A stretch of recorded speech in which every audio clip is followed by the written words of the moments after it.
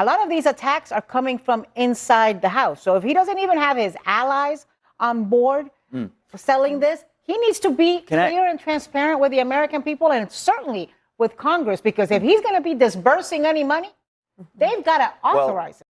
Before we begin, please like, subscribe, share, and leave a comment below. Neil brings the facts and the numbers, and some people may not like what they reveal. Stay until the end, because this story takes an interesting turn. Also, let me know in the comments where you're watching from. I enjoy seeing viewers from around the world. Now, let's jump straight into it. This deal may start the reopening, but it will not reopen the strait. I mean, I don't even know that we should even be calling it a deal of any kind, because just to be clear, if it's a deal, you should be able to say, before you even sign it, here's what we both agreed to. Anna, did you know that John Thune, Senate Majority Leader, has not even been briefed? He told Manu Raju today. He has not been briefed. Actually, I did know that because I listened to Manu say that, and nobody in Congress has been briefed. The Israelis are asking, what's in this deal? Under what circumstances would the United States sign a document with Iran and not tell anybody what was in it? And it's, you know, I mean, so J.D. Vance told Jake Tapper that it is a page and a half. My tweet's longer than that. Grocery shopping list for Thanksgiving is longer than that. So it's not like they have that briefing them on what's in this MOU should be that difficult, because there doesn't seem to be that much in that MOU. I think it feels like it's kicking the can down the road and giving them 60 days to come up with something else. But, you know, Donald Trump has done a terrible job selling this entire thing from the beginning. He never went in front of the American people. He never went in front of Congress to explain it thoroughly. I think he gets another shot at doing it now, and he should do it, and he should do it expeditiously, because a lot of these attacks are coming from inside the house. So if he doesn't even have his allies on board selling this, he needs to be clear and transparent with the American people and certainly with Congress, because if he's going to be disbursing any money, they've got to authorize it.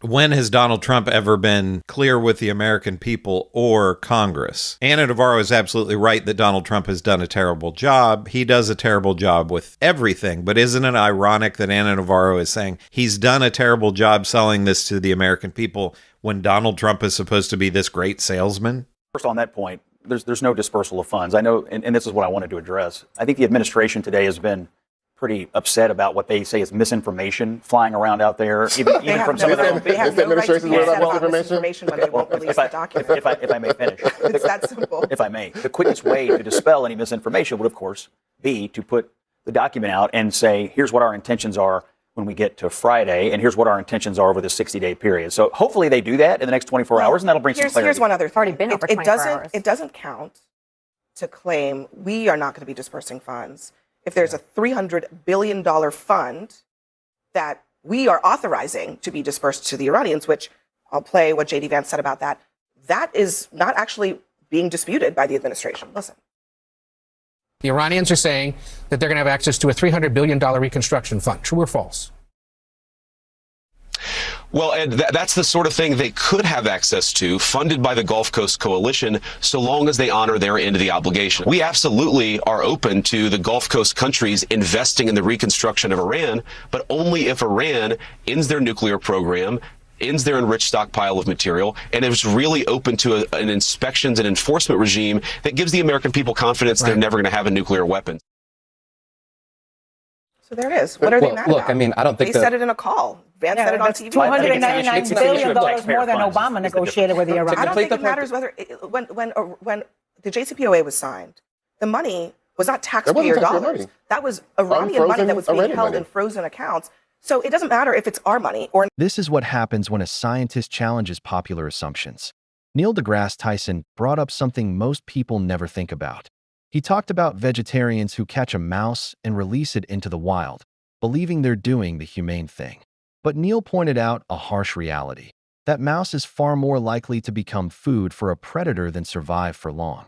In fact, a mouse may live much longer in a basement than out in nature. His point wasn't to criticize vegetarians.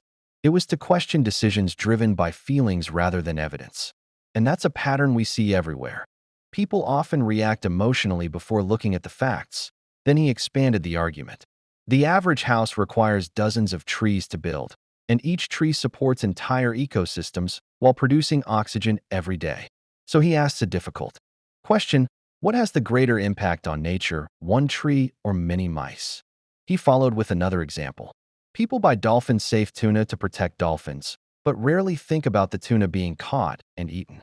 According to Neil, our compassion is often selective.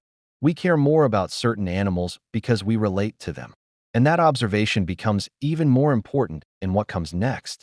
Sure that Iran doesn't get a nuclear war. No one was talking about that. It was egg prices, and they didn't like Kamala's laugh. There was no talk about, oh, we're going to make sure that Iran doesn't get a nuclear weapon among voters. Middle East. To me, this looks like the execution of that Can process. I just tell you that well, the, let me just finish the point. bombing of Kinetically terrorists, we can both agree on, but bombing Iran into submission did not work. Well, and Iran, maybe that's in March, the president tweeted that Iran will unconditionally surrender, and that just has not happened. Kinetically and militarily, this administration has set the Iranian nuclear program back years. It has set the ballistic missile program back to where it was when the JCPOA was. But we've also done significant damage to the this is actually amazing to me. And Sabrina, maybe you have some insights into this.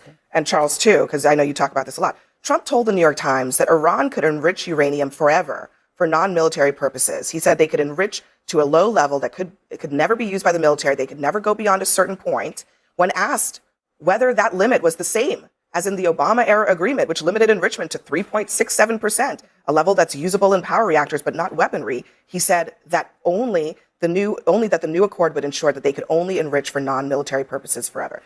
The president is probably not aware that that very thing that he just said they could do is one of the main reasons why Republicans opposed the JCPOA. They did not believe How could he not be aware? that they did not believe there should be any enrichment at all. Right. Okay? Right. So he is already conceding that. How could he not be aware? Because he's a moron. That's how he could not be aware. This is an unaware, moronic president and regime. And the first line of the JCPOA was that Iran commits to never having a nuclear weapon. And so, this is what's concerning about this administration. And Scott and I have talked about this too. It's like the messaging from the beginning has been off. He didn't make the case to the American public. And now, unfortunately, the United States, I think, had the upper hand last year after Midnight Hammer was executed and the, enriched uranium was sitting under a pile of rubble. And by the way, it still is because we haven't struck those sites. But now we have a completely different aspect at play here, which is the Strait of Hormuz.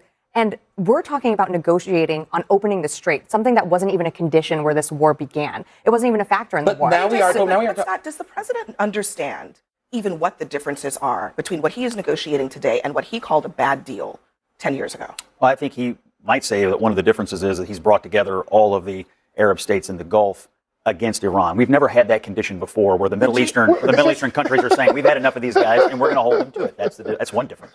Okay. The JCPOA had the UN's backing, it had the EU's backing, and several other states outside of the not the Gulf. You're right. Russia, so you trade the Gulf states for the rest of the Western world. They're neighbors. For the rest of the world. By the way, China and Russia, the people who are actually most in a position to help Iran, were a part of the last deal to prevent them from getting a nuclear weapon. Today, we're not even talking about China. We're not talking about Russia. Abby, you made a good point. Abby, you made a good point at the front end of this when you said we still don't know what's in this MOU. And then Anna actually made a good point, which is that there's 60 days going on longer where we don't know what's going to happen. I happen to believe this president, if he likes one thing, it's optionality. Okay? So he's going to see where this leads. He's going to pursue this process. Look, there were a lot of people in this administration who were not supportive of where the president was at with his instincts with regard to Iran at the front end of this conflict. Now, tables have shifted a little bit. You call it optionality, I call it more restrainer wings. I call it aimlessness. He may not understand what the difference is between the two deals, the Obama deal and the potential Trump deal, if we ever see one. But I will tell you, I think the difference is it's backed up by credible force. Let me finish. There's going to be a ton of experts who explain it clearly to the American public once we see what this final deal is, and who are going to make a comparison and a contrast. And it's going to be very hard for Donald Trump to pretend he got a better deal after he panned the other deal for 10 years if he didn't. Yeah, I mean, he can say it over and over and over again, but it means that people like Scott, who've been arguing what the deal needs to be for the last 4 months, is going to have to bend yourself into a pretzel shape for have some integrity. If the deal is what the administration says it is, then it's a good deal. If the deal is what the Iranians say it is, then it's a bad deal. $300 billion. You haven't seen that page and a half. It doesn't matter what the page is. It's a page and a half. The other deal was 159 pages. You know why? It took years to hammer it out. You know why? Because the devil is in the details. You have to make sure The devil is absolutely in the details, but we haven't seen the The details. Iranians are like rich people and tax loopholes. They're going to look for every one of them. They're going to look for every one of them. And the Iranians are going to look for every way to bend the deal so that they can get out of it and also still be adherent to it. And so the reason that you have to wait, can you just wait for 1 second? The reason that you have to negotiate for a very long time and hammer through every one of the minor issues, every date, every inspector access, is because you want to make sure that they can't weasel out of it. A page and a half is not going to do that. This is where Neil's argument comes full circle. After laying out all that data, he explains how people often pick facts that support what they already believe. He argues that political narratives are frequently built on perception rather than reality. Then he turns to cognitive bias. His point is simple. When people want something to be true, they repeat it often enough that others accept it without questioning it. According to Neil, repetition can be more powerful than evidence. He applies that idea to the claim that America was founded as a Christian nation. Neil argues that the Constitution itself does not establish a national religion and that the founders intentionally separated government from religious authority. He notes that the Constitution contains no direct reference to Jesus and only includes a traditional dating phrase referencing God. For Neil, the bigger lesson is not about choosing sides in politics. It is about challenging assumptions and testing claims against facts. He believes everyone has blind spots, but evidence has a way of exposing them. What do you think about Neil's perspective? Share your thoughts in the comments below. Don't forget to like, subscribe, and I'll see you in the next video.